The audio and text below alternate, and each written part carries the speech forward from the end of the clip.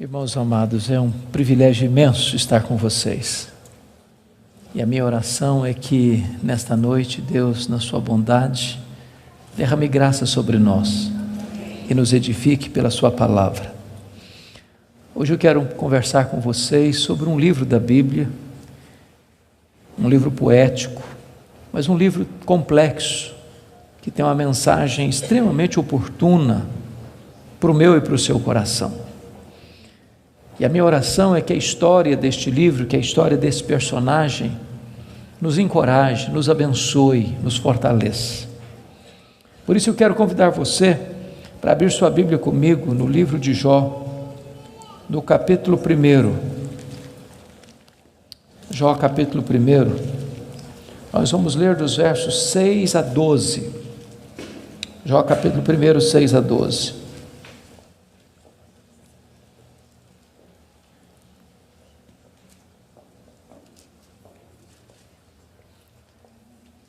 Está escrito: num dia em que os filhos de Deus vieram apresentar-se perante o Senhor, veio também Satanás entre eles. Então perguntou o Senhor a Satanás: de onde vens? Satanás respondeu ao Senhor e disse: de rodear a terra e passear por ela. Perguntou ainda o Senhor a Satanás: observaste o meu servo Jó? Porque ninguém é na terra semelhante a ele, o homem íntegro e reto, temente a Deus e que se desvia do mal. Então respondeu Satanás ao Senhor: porventura Jó debalde ou inutilmente teme a Deus? Acaso não cercaste com sebe a ele, a sua casa e a tudo quanto tem? A obra de suas mãos abençoaste, os seus bens se multiplicaram na terra. Estende, porém, a tua mão e toca-lhe em tudo quanto tem, e verás se não blasfema contra ti na tua face.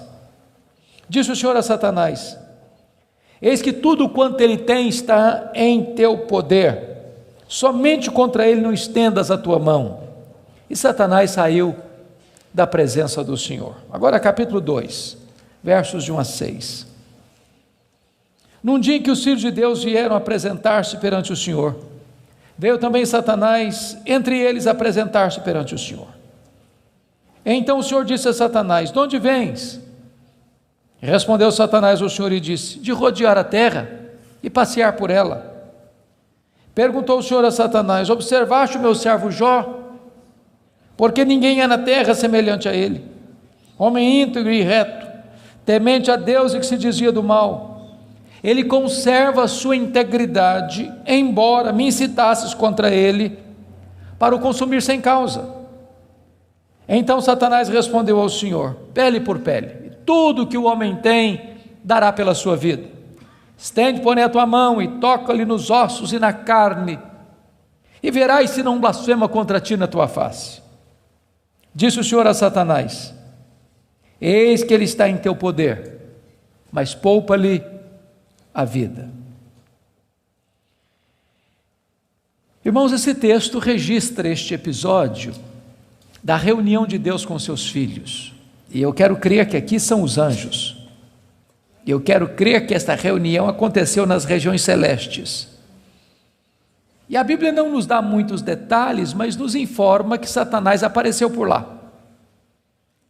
E é curioso que quem provoca a conversa é Deus, perguntando para Satanás: de onde vens? Satanás responde: de rodear a terra e passear por ela. Satanás é uma espécie de turista inveterado. Ele está por aí, está de olho, está antenado, está procurando uma brecha, está procurando alguém para devorar. E Deus cutuca de novo perguntando assim: observaste o meu servo Jó? E Deus dá o currículo de Jó. Não tem ninguém na terra semelhante a ele. Em outras palavras, é o homem mais piedoso dessa geração. Homem íntegro. Íntegro é aquilo que você é com a porta do quarto trancada sem ninguém observando. Homem reto. Reto é aquilo que você é em público e todo mundo está vendo. Homem temente a Deus, princípio da sabedoria. Homem que se desvia do mal, deliberadamente santo.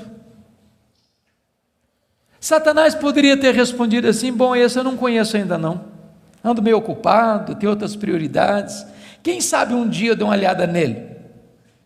Mas não foi a resposta de Satanás. Satanás respondeu assim: mas também puderas, desse jeito aí, qualquer um te adora. Tu tens abençoado a vida deste homem, tu tens cercado a casa deste homem com uma grande muralha de proteção, os bens deste homem multiplicam na terra, tudo que esse cara bota a mão vira dinheiro. Desse jeito aí, qualquer um te adora. E Satanás insinua duas coisas aqui. Primeiro, ele insinua que Deus precisa subornar as pessoas com bênçãos para receber delas adoração. Satanás insinua que ninguém adora a Deus por quem Deus é, apenas por aquilo que Deus dá. Satanás insinua que as pessoas só se aproximam de Deus por causa das bênçãos de Deus e não por causa do caráter de Deus. Satanás insinua mais. Ele insinua que Jó não é honesto quando adora a Deus. Ele insinua que Jó descobriu que religião é uma grande sacada, que esse negócio de religião dá lucro, que o vetor que move Jó em direção a Deus é o lucro. Mas se Deus tirar de Jó o que o próprio Deus deu para Jó, esse Jó blasfema, em vez de adorar. A grande pergunta é: o que é que um homem tem? Um homem tem família, um homem tem bens. Satanás diz para Deus: toca no que ele tem, e verás se não blasfema contra ti na tua face.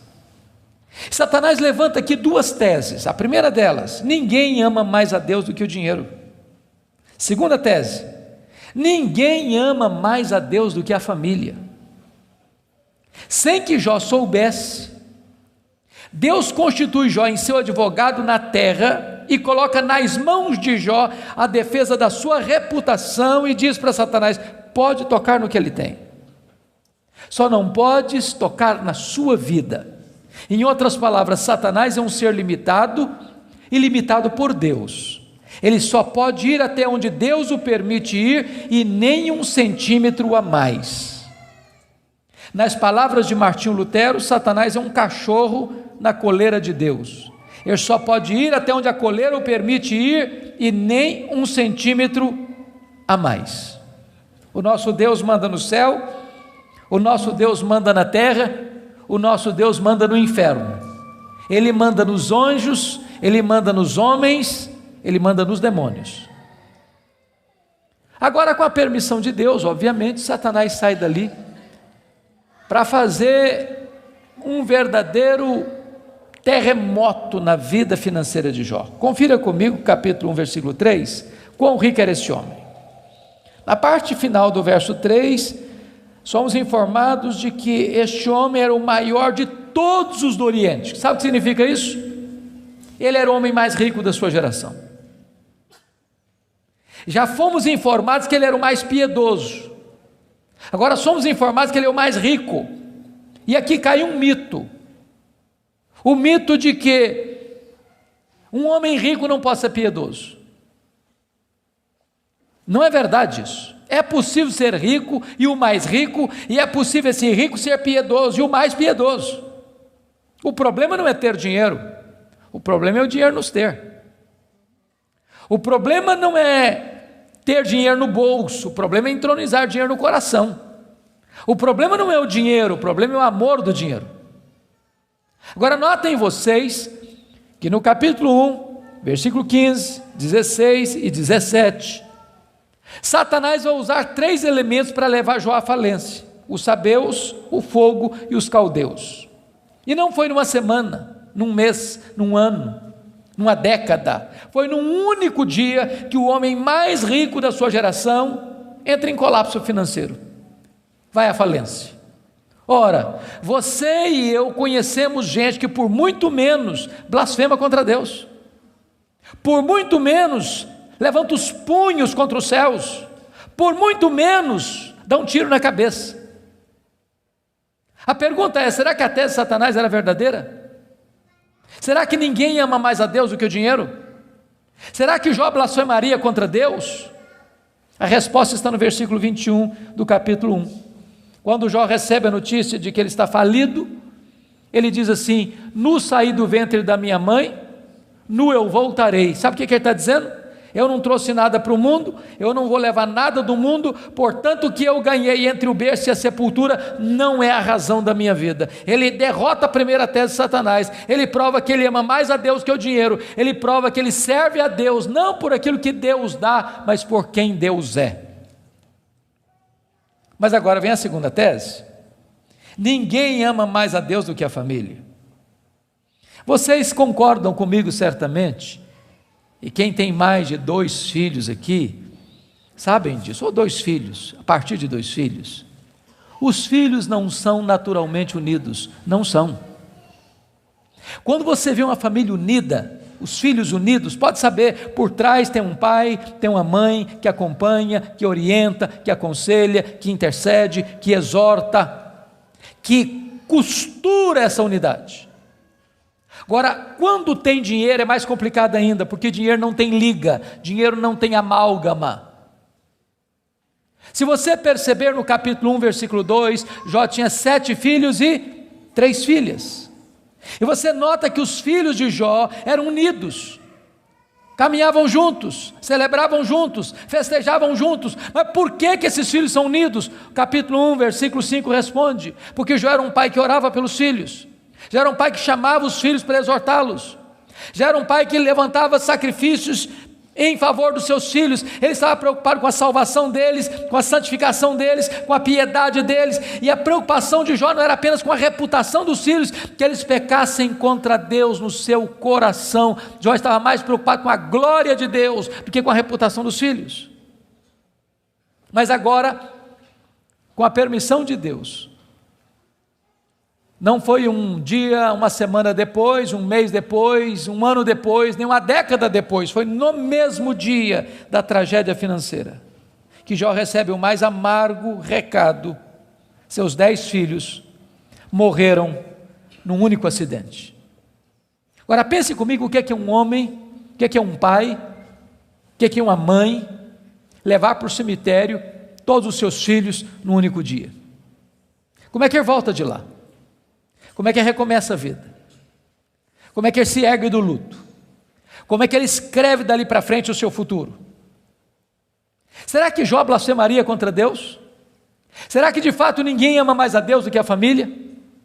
Será que a tese de Satanás era verdadeira? A resposta está no capítulo 1, versículo 20. Quando Jó recebe a notícia dessa tragédia, diz a Bíblia que ele rasga o seu manto, que ele raspa a cabeça, que ele se prostra, que ele adora, e ele diz: o Senhor Deus deu, o Senhor Deus tomou, bendito seja o nome do Senhor. Ele derrota aqui a segunda tese de Satanás. Ele prova que ele ama mais a Deus do que a família.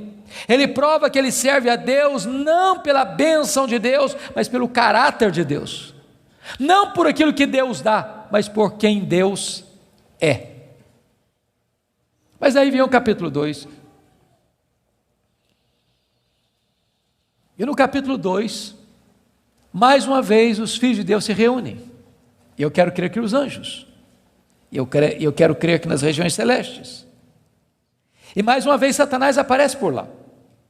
E é curioso que Deus é quem provoca a conversa de novo, perguntando para ele: de onde vens? Satanás responde: de rodear a terra e passear por ela. Sabe o que ele está dizendo? Não mudei minha agenda. Estou fazendo o que eu sempre fiz, eu estou por aí, eu estou de olho, estou antenado, estou vivo e ativo no planeta Terra, estou procurando uma brecha, estou procurando alguém para devorar. E Deus cutuca outra vez, perguntando assim: observaste o meu servo Jó?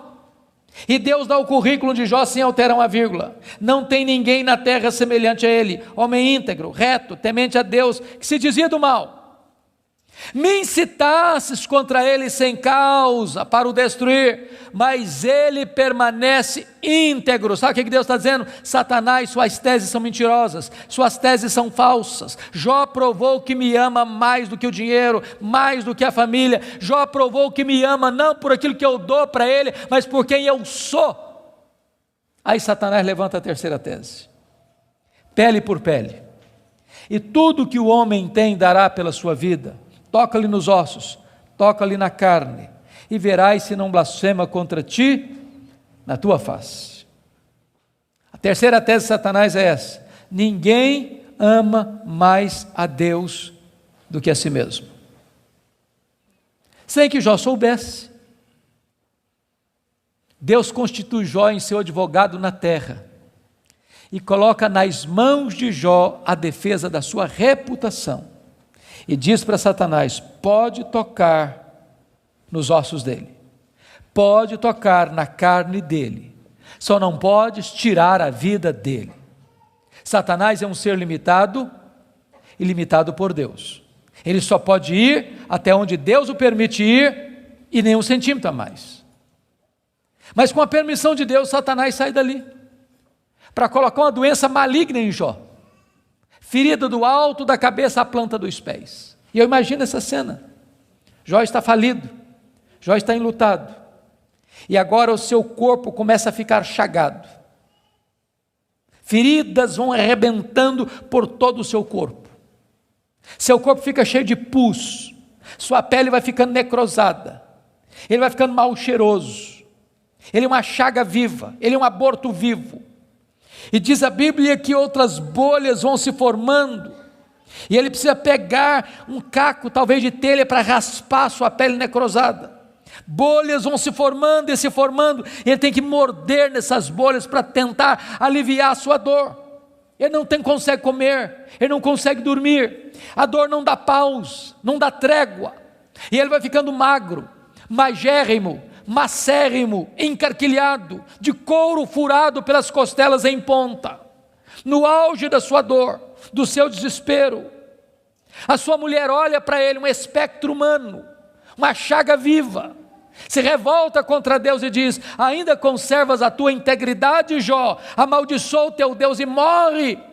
Deus não é digno de ser adorado no sofrimento, acaba com isso, tenha hombridade e coragem de dar cabo da sua vida. E Jó responde para ela no capítulo 2, verso 10: tu falas como uma louca, nós temos recebido o bem de Deus, não receberíamos também o mal? Em tudo isso, diz o texto, Jó não pecou contra Deus com os seus lábios. Ele derrota aqui a terceira tese de Satanás. Ele provou que amava mais a Deus do que a si mesmo. Ele provou que ele servia a Deus não por aquilo que Deus dá, mas por quem Deus é. Mas confira comigo capítulo 2, versículo 11. Aí vieram os amigos. Elifaz, Bildade e Zofar combinaram ir juntamente condoer-se de Jó, para consolá-lo. Diz o verso 12 que eles levantaram de longe os olhos, não reconheceram Jó.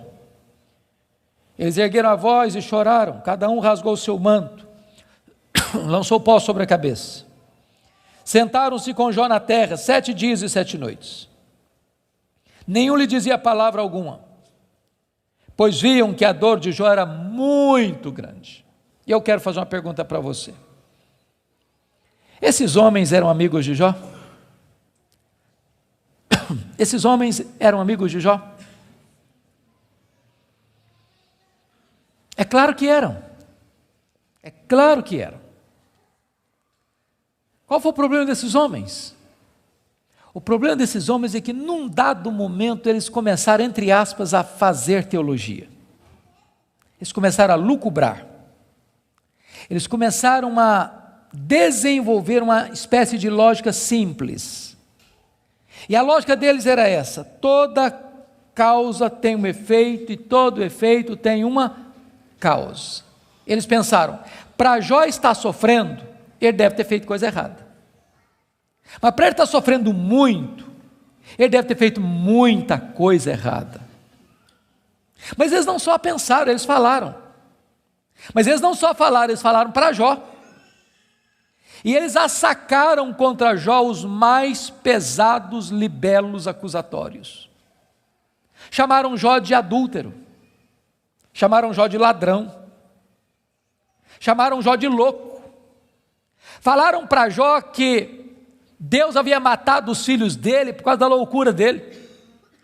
Falaram para Jó que ele tinha ficado rico porque tinha roubado os órfãos e as viúvas. E eles foram massacrando Jó. E eles foram cravejando Jó com as suas setas mais venenosas.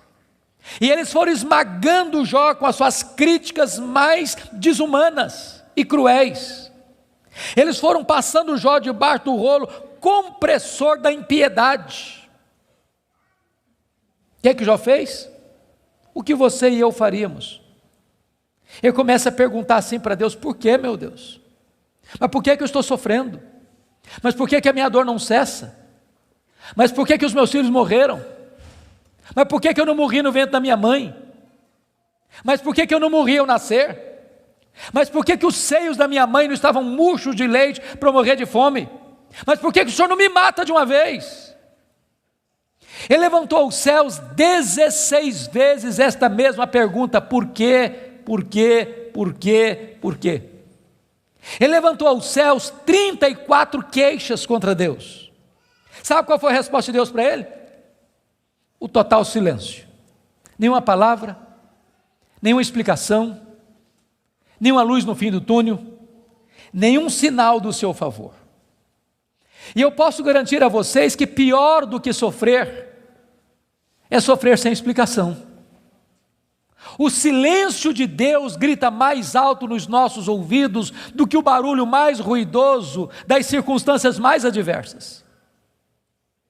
Se vocês não estão notando, Jó está sendo golpeado por todos os lados. Ele está sendo encurralado, emparedado, entrincheirado por circunstâncias medonhas. Ele está sendo golpeado nas 5 áreas mais importantes da vida. Por exemplo, área financeira. O homem mais rico vai à falência. Segundo, a saúde. Um homem saudável vira uma chaga aberta. Terceiro, o casamento. Na hora que esse cara mais precisava do apoio da mulher dele, ela disse assim para ele: morre, homem, mas morre logo. Chega, para com isso, morre. Quarta área, os filhos. Irmãos, não é natural pai enterrar filhos. Não é natural. Não é natural. Um dia um médico que acabara de sepultar o seu filho caçula, disse para mim com lágrimas nos olhos: pastor, eu não aceito isso, o meu filho ter furado a fila.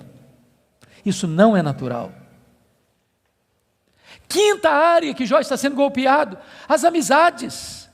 Aqueles que vieram para serem consoladores e aplicarem um azeite terapêutico do refrigério, aplicam-lhe o vinagre das críticas mais amargas.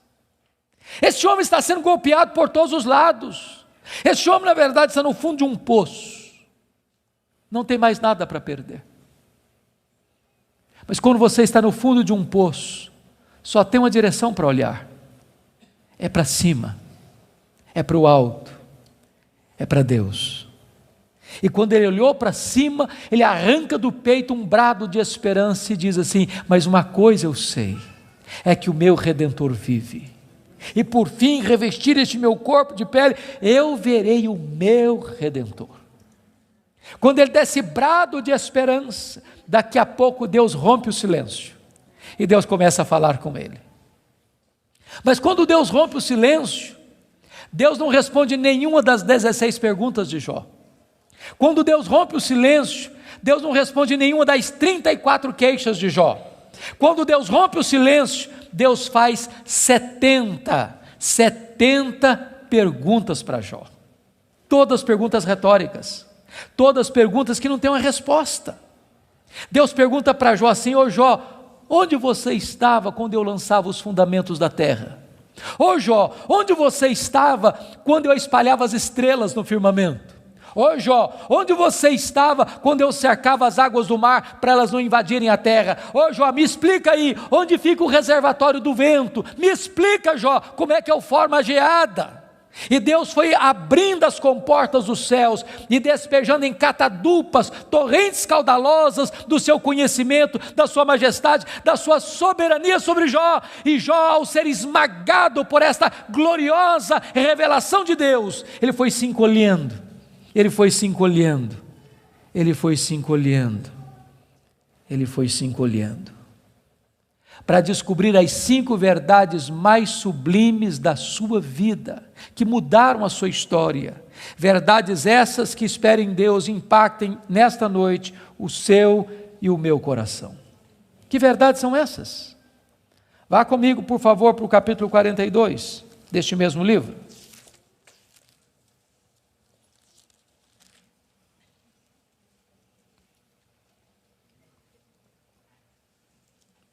A primeira verdade que mudou a história de Jó, irmãos, está aqui no capítulo 42, versículo 1 e versículo 2. Então respondeu Jó ao Senhor: bem sei que tudo podes. Primeira coisa que ele descobre é a onipotência de Deus. Deixa eu dizer uma coisa para você maravilhosa. Você e eu temos impossibilidades intransponíveis. Intransponíveis. Eu gosto muito de ler.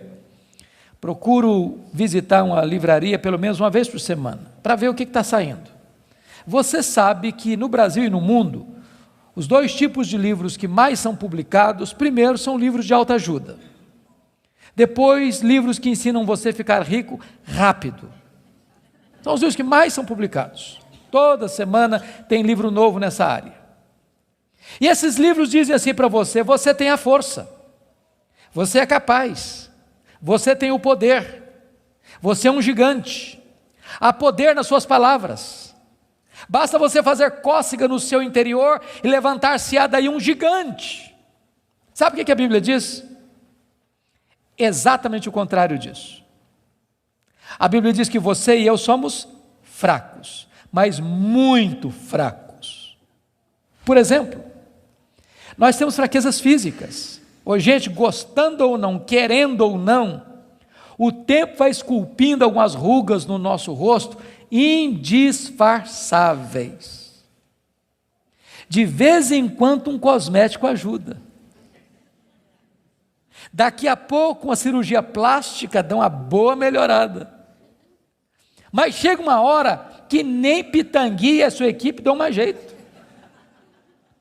As pernas ficam bambas, os joelhos trôpegos, as mãos descaídas, os olhos embaçados, e diz os entendidos que cada fio de cabelo branco que brota na sua cabeça é a morte chamando você para um duelo. E eu acho até um exército acampado ao meu redor. Nós temos fraquezas físicas. Nós temos fraquezas emocionais, irmãos. Quantas vezes você e eu, nas noites mais tenebrosas da nossa alma, já gememos, já choramos, desesperados, dizendo: meu Deus, eu não aguento mais, eu não aguento mais. Temos fraquezas emocionais. Nós temos fraquezas morais. Quantas vezes você já orou a Deus com sinceridade de coração, dizendo: Deus, eu não quero mais cometer esse erro, Deus, eu não quero mais transgredir e cair nesse mesmo pecado, Deus, eu não quero mais reincidir nesse erro, e daqui a pouco você se flagra cometendo o mesmo erro, o mesmo pecado. Não é porque faltou para você sinceridade, não, faltou para você poder. Temos fraquezas morais. Nós temos fraquezas espirituais. Nós somos um ser ambíguo, nós somos um ser contraditório, nós somos um ser paradoxal. Há uma esquizofrenia enfiada dentro de nós. O bem que nós queremos fazer, nós não o fazemos. O mal que não queremos, esse praticamos. Somos fracos. Mas é tão bom você saber que o seu Deus tudo pode. Não há impossíveis para Ele, não há doença incurável para Ele, não há vida irrecuperável para Ele, não há casamento sem solução para Ele, não há causa perdida para Ele. Ele pode tudo quanto Ele quer, Ele é o todo-poderoso Deus. A grande pergunta, portanto, é esta: quem é o seu Deus? Quão grande é o seu Deus? Quão majestoso é o seu Deus? A W. Tozer, um dos mais importantes escritores do século passado, ele diz que o maior problema da igreja é que ela passa a maior parte do tempo tomando o seu próprio pulso e olhando para o seu próprio umbigo. Quando na verdade o nosso principal propósito deveria ser de conhecer a Deus. Porque Daniel 11:32 diz que aquele que conhece a Deus é um povo forte e ativo. Quem é o seu Deus? Quão grande é o seu Deus? Quão majestoso é o seu Deus? Quando o profeta Isaías estava escrevendo o seu livro, e agora nós sabemos no capítulo 40, ele diz que o meu Deus, diz Isaías, é aquele que mede as águas na concha da sua mão. Pense comigo no Pacífico, no Atlântico, no Índico, no Mediterrâneo, nos rios, nos mares. Deus mede as águas na concha da sua mão. Vá ao Atlântico, tente esvaziá-lo com um baldinho, veja quanto tempo você vai levar. Diz, o meu Deus é aquele que pesa o pó das montanhas em balança de precisão, como se estivesse pesando partículas de ouro. Ele diz, o meu Deus, ele mede os céus a palmos. Ele diz, o meu Deus espalha as estrelas no firmamento, e por ser forte em força e grande em poder, quando as chama, nenhuma delas vem a faltar. Agora pergunte para um astrônomo, qual é o tamanho desse universo que Deus mediu a palmos? Sabe qual é a resposta dele? Eu não sei. Mas você sabe. Você sabe. Você sabe que o universo não é infinito, porque a infinitude é um atributo exclusivo de Deus. Mas os astrônomos afirmam que o nosso universo tem mais de 93 bilhões de anos-luz de diâmetro. O que significa isso? Significa que se você pudesse voar à velocidade da luz, 300 mil quilômetros por segundo, nessa velocidade você demoraria mais de 93 bilhões de anos para ir de uma extremidade à outra do universo. Pois Deus criou tudo isso, Ele é maior do que tudo isso, Ele é seu Pai, e Ele está dizendo, Ele tudo pode. Pergunte a um astrônomo quantas estrelas existem. Sabe qual é a resposta dele? Eu não sei. Mas eles afirmam categórica e insofismavelmente que há mais estrelas no universo do que grãos de areia em todas as praias e desertos do nosso planeta. Vá um dia à praia, encha a concha da sua mão de areia, leve para casa, bote numa tábua de vidro e conte quantos grãos de areia você consegue colocar na concha da sua mão. Há mais grãos de areia, há mais estrelas no firmamento que todos os grãos de areia de todas as praias e desertos do nosso planeta. Deus não apenas criou todas elas, Deus conhece cada uma delas pelo nome. E por ser forte em força e grande em poder, quando as chama, nenhuma delas vem a faltar. Este é o seu Deus, Ele tudo pode. Mas não é apenas o macro-universo que nos impressiona, não, o micro também. Também. Se você for hoje na sua casa, lá no quintal ou na varanda que tem uma planta, tire lá uma folha, por mais tenra e delgada que ela seja, ela é tão complexa quanto a região metropolitana da Grande Campinas. Chegue em casa hoje, vá na geladeira, pega um ovo, quebre numa frigideira. Aquela gema é mais complexa do que qualquer máquina que o homem jamais inventou.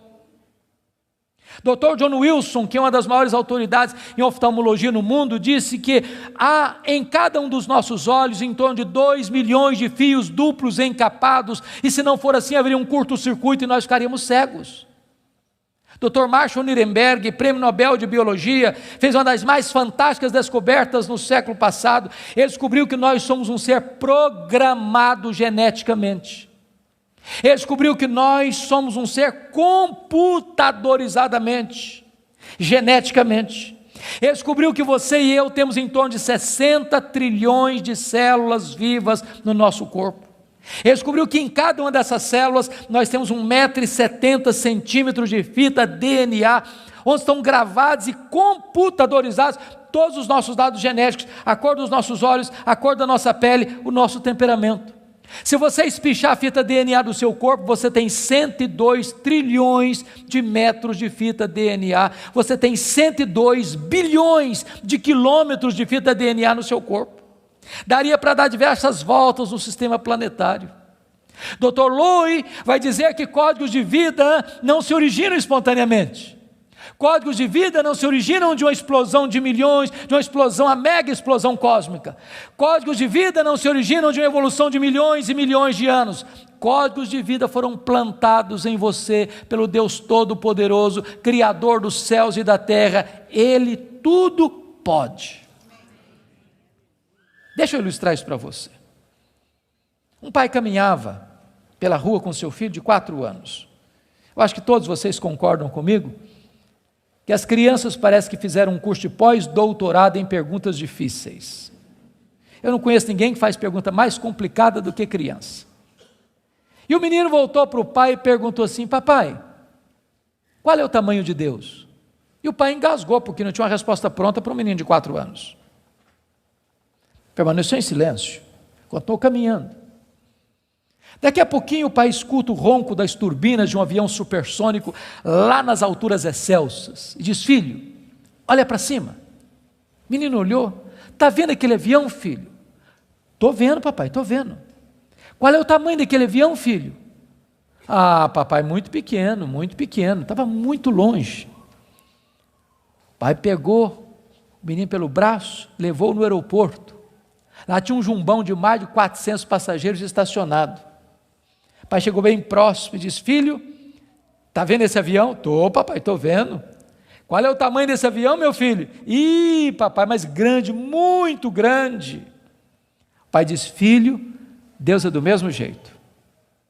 Quando você está longe de Deus, meu filho, Deus parece pequeno para você. Aí seus problemas ficam enormes. Mas quando você está perto de Deus, meu filho, Deus é grande para você. Aí os seus problemas ficam pequenos. Agora eu sei que tudo podes. A segunda verdade que mudou a vida de Jó está aí no versículo 2. E nenhum dos teus planos pode ser frustrado. Irmãos, não tem acaso, não tem sorte, não tem azar, não tem determinismo, não tem feitiço, não tem esse negócio de olho gordo. Você não precisa ter medo de sexta-feira 13. Você sabe que a mão de Deus dirige o seu destino. Nem um fio de cabelo da sua cabeça pode ser tocado sem que Deus saiba, sem que Deus permita, sem que Deus tenha um propósito. Quando você entende que Deus governa o universo, que Deus governa até uma folha que cai no outono, que nenhum pássaro, nenhum pardal pode cair ao chão sem que Deus saiba e permita, você vai entender que você não é uma lasca de lenha jogada no mar da vida, empurrado de um lado para o outro ao sabor das circunstâncias. A sua vida está nas mãos daquele que está assentado na sala de comando do universo. Ele está no controle. Não há acaso, não há azar, ele dirige o seu destino. Você pode dizer como Paulo: sabemos que todas as coisas cooperam para o bem daqueles que amam a Deus, daqueles que são chamados segundo o seu propósito. A terceira verdade que mudou a vida de Jó está aí no versículo 3, confira comigo. Ele diz assim: na verdade eu falei do que eu não entendia, coisas maravilhosas demais para mim. Ele reconhece a limitação do seu conhecimento. Mas para você entender isso aqui, eu lhe daria um conselho, se é que posso. Tira um sábado, tira um feriado, dá uma lida em Jó numa sentada só. Você vai descobrir coisa maravilhosa. Você vai descobrir que Jó, ao longo do livro, fez 3 coisas. Ele perguntou, ele se queixou e ele se defendeu. 3 coisas que ele fez.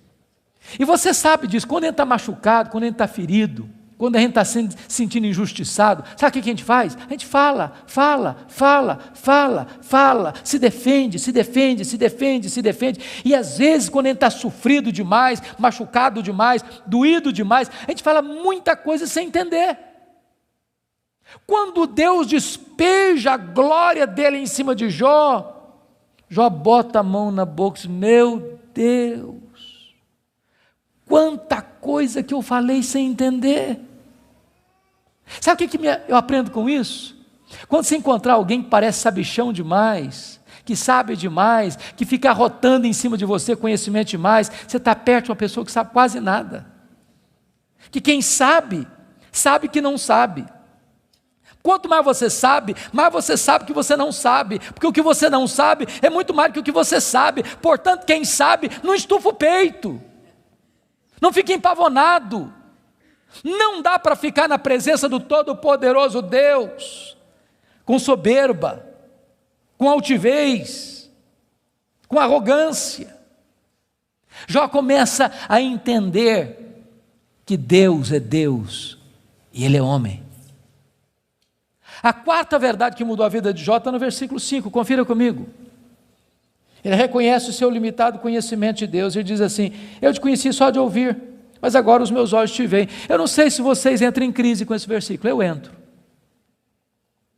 Sabe por que eu entro em crise com esse versículo? Porque eu não consigo conciliar 42:5 com 1:8.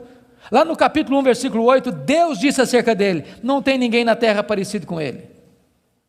Homem íntegro, reto, temente a Deus, que se desvia do mal. Aqui não é bajulação de um amigo rasgador de seda.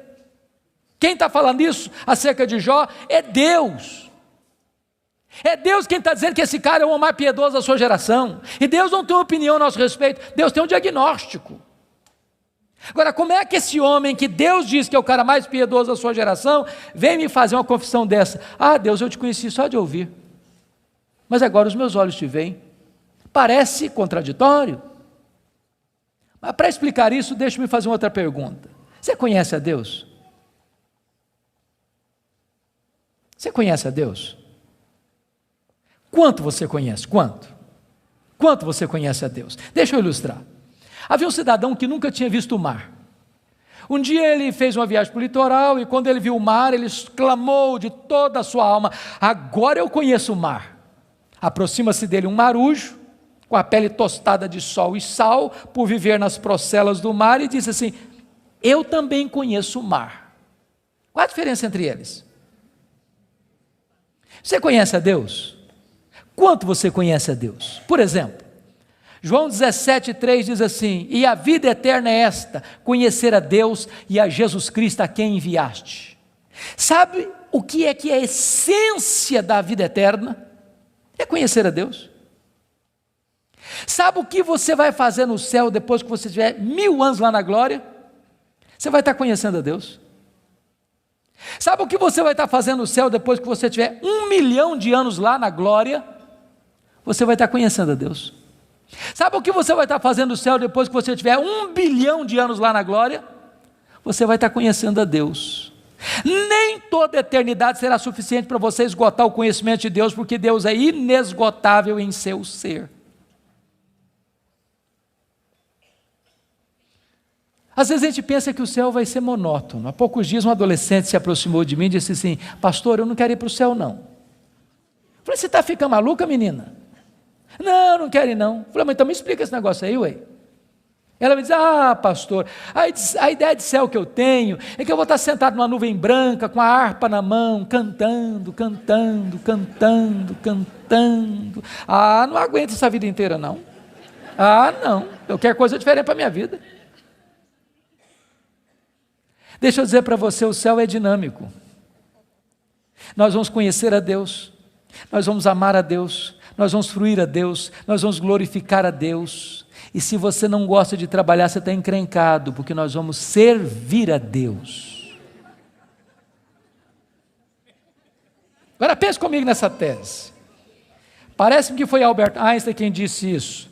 Neste corpo nosso que fica cansado, velho, enrugado e caquético, a gente faz coisas tão lindas. E dizer que nós não usamos nem 10% do nosso potencial. Agora pense comigo um corpo 100% turbinado pela glória de Deus, imortal, incorruptível, poderoso, glorioso, espiritual, celestial, semelhante ao corpo da glória do Senhor Jesus. O que não vão poder fazer? Já pensou nisso? Por exemplo, quando Jesus ressuscitou com o corpo de glória, ele entrava numa casa com a porta fechada sem precisar abrir a porta. Quando Jesus ressuscitou com o seu corpo de glória, ele saía de Jerusalém, aparecia lá na Galileia, mais de 100 quilômetros, sem precisar percorrer o trecho. Quando Jesus ressuscitou com o corpo de glória, ele foi assunto aos céus, levado entre nuvens. Eu pergunto para você agora, com que velocidade Jesus voltou para o céu? Velocidade da luz? 300 mil quilômetros por segundo? Porque se Jesus voltou na velocidade da luz, 300 mil quilômetros por segundo, depois de 2000 anos, ele está logo ali na esquina ainda. Eu pergunto para você, com que velocidade um anjo vem do céu à terra? Com que velocidade? A Bíblia diz que lá no Getsemane, Jesus disse para Pedro assim, bota essa espada na bainha aí, se eu precisasse de ajuda, eu rogaria ao Pai, ele me mandaria mais de 12 legiões de anjos. Quantos são 12 legiões de anjos? 72 mil anjos. Com que velocidade eles viriam? No estalar de dedos. O que significa isso? Significa que os anjos não estão sujeitos às mesmas leis que nos governam, de tempo, de espaço, de tamanho. A Bíblia diz que nós vamos ser como os anjos, não no sentido de que não teremos um corpo, mas vamos viver na mesma dimensão. Nós vamos habitar e reinar com Cristo nos novos céus e na nova terra. Vamos servir a Ele, vamos trabalhar para Ele, vamos glorificar a Ele, vamos conhecê-lo, e jamais chegará um dia na eternidade que a gente possa dizer assim, agora eu conheço tudo a respeito de Deus, não tem mais nada para conhecer, porque esse dia jamais chegará, porque Deus é inesgotável em seu ser. Agora eu entendo Jó, sabe o que o Jó está dizendo? Deus, eu só estou arranhando a superfície, só arranhando a superfície, tem mais, tem muito mais, tem infinitamente mais. Agora eu entendo o profeta, conheçamos e prossigamos em conhecer o Senhor. Mas a última verdade que mudou a vida de Jó está no versículo 6, confira comigo. Ele diz assim, por isso eu me abomino e eu me arrependo no pó e na cinza. Ele reconheceu a enormidade do seu pecado. E aqui eu entro em crise de novo. Porque essa confissão aqui cabe bem na boca de um ladrão, de um assassino, de um adúltero, de um corrupto. Mas não cabe na boca do camarada que o próprio Deus diz que ele é o mais piedoso da sua geração. Eu me abomino. E eu me arrependo no pó e na cinza. Como é que você vai entender isso?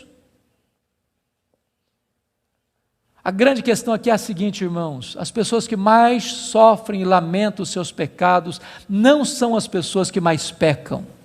As pessoas que mais choram, lamentam e confessam os seus pecados são as pessoas que mais perto de Deus andam. Quem anda longe de Deus nem consciência de pecado tem. Eu estava pregando final do ano passado no Hospital Cruz Azul em São Paulo. E a Eleni Vassão, que é capelã, me disse, nós lidamos com uma situação muito triste, agora recente. Eu perguntei, o que foi, Eleni? O que aconteceu? Ela me disse que chega no hospital uma moça, com seus pais, com hemorragia muito severa. E quando o médico foi examinar aquela moça, o médico disse, essa menina acabou de ter um bebê. Essa moça acabou de ter um bebê. E a moça protestou, falou, não, o senhor está enganado, eu não estava grávida não. Os pais disseram, não, essa moça não estava grávida. E o médico radicalizou, pois essa moça acabou de ter um bebê. E a família inteira negou. E o médico radicalizou de novo, tragam-me o bebê, senão eu denuncio o fato à polícia.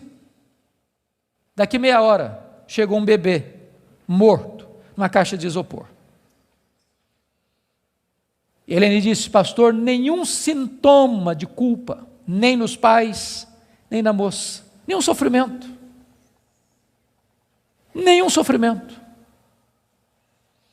Há poucos dias em São Paulo eu vi um cidadão que recebeu 3 mil reais para matar uma outra pessoa, pistoleiro de aluguel. Ele nunca tinha visto aquele homem nunca tinha falado mal dele, nunca tinha feito mal para ele. Ele recebeu 3 mil reais, botou no bolso, foi lá, deu 5 tiros na pessoa, matou a pessoa, foi para casa, tomou um banho, jantou e dormiu. Nenhuma culpa. Mas quem anda na presença de Deus, aquele que é santo, santo, santo, não pode se aproximar dele sem dizer: ai de mim, Senhor, ai de mim, Senhor, eu estou perdido. Não pode se aproximar dele sem dizer: Senhor, eu me abomino no pó e na cinza, eu me arrependo, porque na presença desse Deus até os serafins cobrem o rosto. Então preste bem atenção nisso. Se você encontrar um crente que toda hora que ele falar com você, ele é o herói, ele tem uma história para contar, onde ele está na frente, onde ele sabe mais, onde ele é mais piedoso, onde ele sempre está contando os seus feitos, os seus prodígios, e enaltecendo a si mesmo, e batendo palmas para si mesmo, pode ter certeza, você está perto de alguém que está longe de Deus. Porque é impossível estar na presença de Deus sem dizer: ai de mim, Senhor, ai de mim, Senhor, ai de mim, Senhor. Agora eu não sei se você já parou para perguntar por que Deus restaurou a sorte de Jó, versículo 10, quando ele orava para os seus amigos. Já perguntou isso? Por que Deus restaurou a sorte dele quando ele orava pelos seus amigos? Deixa eu fazer uma perguntinha para você. Alguém já falou mal de você alguma vez? Ou você é um cara tão espiritual que nunca ninguém falou mal de você? O que você sente quando alguém fala mal de você? Você fica feliz? Você dá pulos de alegria? O que vocês acham que Jó sentiu quando os amigos dele falaram assim: você é um ladrão, cara? Ô Jó, você é adúltero. Sabe por que você está rico assim, que você ficou rico, cara? Você roubou as viúvas, roubou os órfãos. Ô Jó, sabe por que você enterrou aqueles meninos? Você é louco, Deus pesou a mão sobre você, porque você é louco, por isso que os meninos morreram, além de enterrar os filhos, ainda recebe a culpa. O que vocês acham que Jó sentiu, irmãos? Sabe o que ele fez? Ele se defendeu, mas quem se defende, sabe o que tem às vezes no coração? Dor, mágoa, ressentimento. Sabe o que Deus está falando para esse homem ser restaurado? Deus está dizendo: meu filho, saia desta arena da autodefesa e entre na brecha da intercessão. Porque enquanto você se defende e tem mágoa, mas você não consegue orar por alguém e ter mágoa desse alguém ao mesmo tempo. Quando você ora por alguém, a oração restaura você e restaura as pessoas pelas quais você ora. Enquanto Jó orava, Deus restaurou a sua sorte. Satanás tentou destruir as 5 áreas da vida de Jó, pois essas mesmas 5 áreas Deus restaurou uma a uma. Primeira área que Deus restaurou, confira comigo, versículo 16, foi a saúde dele. Ele passou a ter mais 140 anos. Viu os filhos dos filhos até a 3ª e 4ª geração. Eu acho que não ficou nem cicatriz, nem sequela. Eu quero dizer para você que Deus está aqui nesta noite, Ele é o mesmo Deus, e Ele pode curar. Ele é o Deus que cura. A segunda área que Deus restaurou, amados irmãos, foi a financeira. Confira o versículo 12. E é curioso que se você compara 1:3 com 42:12, ele recebeu tudo em dobro. Se já era o mais rico antes, agora ele é duplamente o mais rico. Eu quero dizer para você que Deus está aqui, Ele é o Deus da restituição. A terceira área que Deus restaurou foram os amigos. Confira comigo o versículo 8. E eu acho isso magnífico. Sabe por quê? Porque aqueles homens que cravejaram Jó com as suas críticas, Deus diz para eles assim: pois é, vocês lembram aquele cara que vocês criticaram? Vocês vão ter que ir nele. Vocês vão ter que ir lá nele, para ele orar por vocês. Vocês lembram? Vocês falaram dele? Pois é, aquele cara é mais justo que vocês. Sabe o que Deus está fazendo aqui? Honrando Jó. Honrando Jó. Eu vou dizer uma frase aqui hoje, se vocês guardarem essa frase, eu me dou por satisfeito essa noite. É muito simples, mas é a síntese do que eu estou falando. Cuida da tua piedade, e Deus cuidará da tua reputação. Você não tem que se defender, você tem que orar, porque quando você ora, Deus defende você. Quando você leva Deus a sério, as pessoas que criticaram você vão ter que voltar a você e mudar de opinião a seu respeito. Deus restaurou Jó, Deus restaurou os amigos de Jó. A quarta área que Deus restaurou foi o casamento. Agora pense só um pouquinho comigo, só um pouquinho. Quando Jó estava numa magrela, A mulher dele disse assim: morre, homem, morre logo, cara, morre.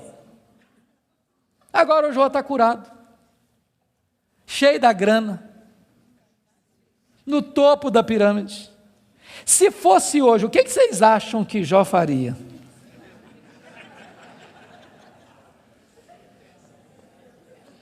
Eu acho que ele ia dizer assim: você queria que eu morresse, né? A fila andou, minha filha.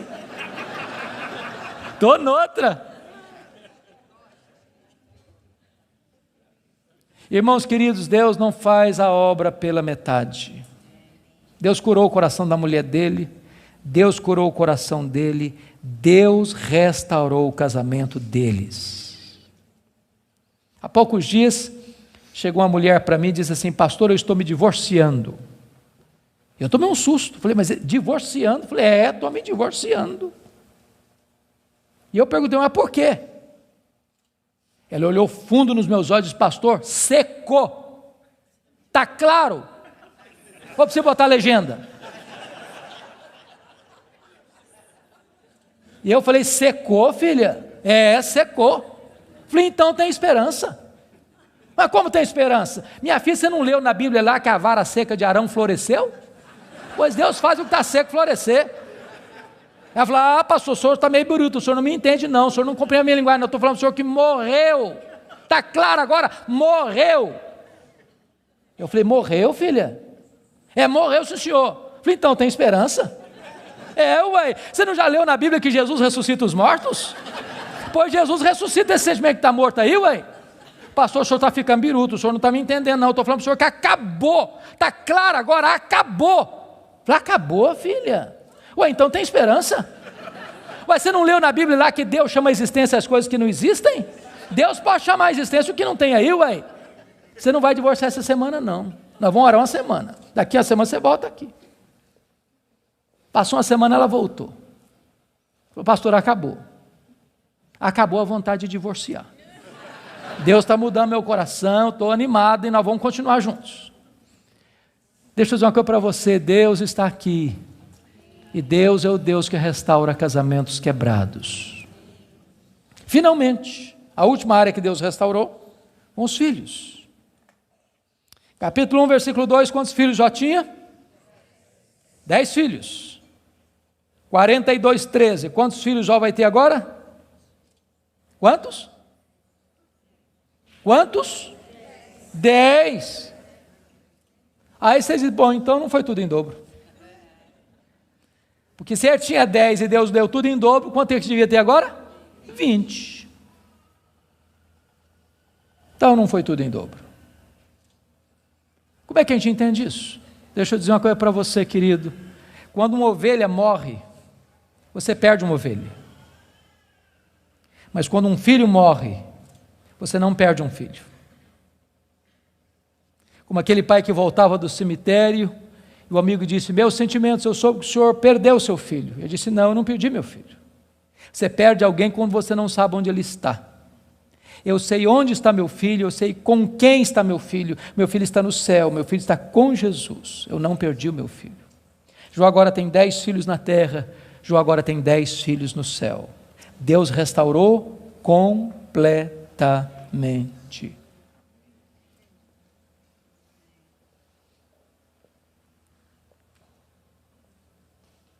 Sabe qual era a intenção de Satanás? Colocar Jó longe de Deus. Sabe o que Satanás conseguiu? Colocar Jó mais perto de Deus. Sabem por quê? Porque os planos de Deus não podem ser frustrados. Que grande Deus nós temos. Que maravilhoso Deus nós temos. Que majestoso Deus nós temos. Você e eu fomos criados para a glória de Deus. Você e eu vivemos para a glória de Deus. A vida não faz sentido longe de Deus. Ele é a razão da nossa vida. Ele é o nosso Criador, Ele é o nosso provedor. Ele é o nosso sustentador. Ele é o nosso consolador. Ele é o nosso restaurador. Ele é o nosso redentor. Ele é a nossa herança. Ele é a nossa paz, Ele é a nossa justiça, Ele é a nossa alegria, Ele é o nosso tesouro, Ele é tudo para nós.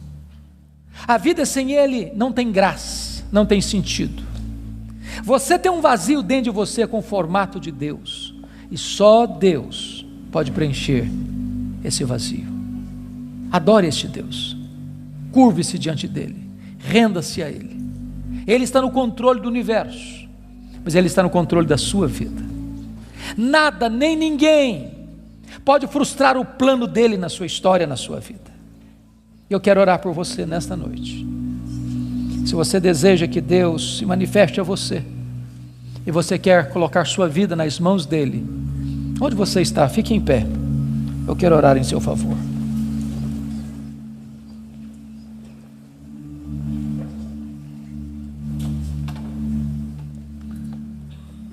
Ó Deus, nós te adoramos nesta noite, porque só Tu és Deus, o Todo-Poderoso Deus, o Deus que não é forjado por mãos humanas, o Deus que não foi criado pela imaginação dos homens, o Deus que é, o Deus eterno, o Deus criador, sustentador da vida, o Deus da nossa salvação.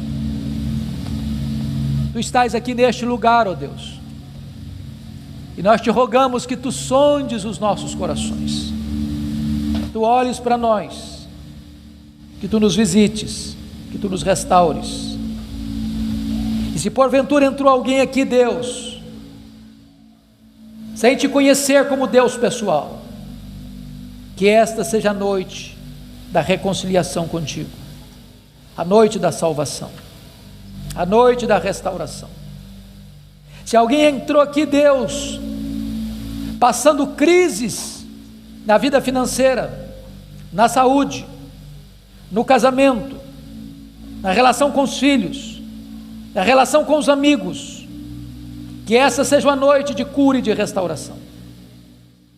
Se alguém entrou aqui, Deus, cheio de perguntas e de queixas, sem respostas, que nesta noite Tu te reveles a este coração, dando respostas aos céus, que aliviem a alma, que aquietem o coração.